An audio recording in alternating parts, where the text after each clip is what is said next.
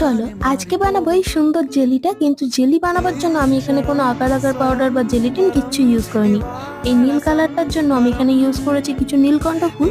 নীলকণ্ঠ ফুলটা পরিষ্কার করে অল্প একটু জল দিয়ে আমি এখানে একটু কালারটা বের হওয়ার জন্য অপেক্ষা করছি। ততক্ষণে আমি এখানে 3 চামচ মতো কর্নফ্লাওয়ার একটুখানি জল দিয়ে গুলিয়ে নিয়েছি। কালারটা বেরিয়ে গেলে ফুলটা উঠিয়ে নিয়ে ওতে স্বাদ মতো চিনি দিয়ে আর কর্নফ্লাওয়ার গোলা জলটা দিয়ে এটাকে তৈরি করে নেবো। এইবারে বাটিগুলোকে একটু ক্যারচা ভাবে রাখবো, নিচে কিছু একটা সাপোর্ট দিয়ে।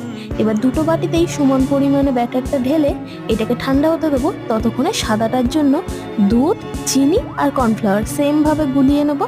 দেখো ঠিক হয়ে গেছে। এবার আস্তে আস্তে পুরো বাটিটাকে ভর্তি করে দেবো।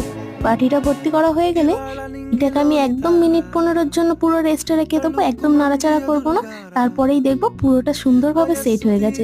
তারপরে ডিমোল্ড করলেই আমাদের তৈরি জেলি। তাহলে একবার এইভাবে বানাবেন, জানাবেন কেমন লাগলো, আর ভালো লাগলে একটা লাইক করে দেবেন, আর নতুন হলে সাবস্ক্রাইব।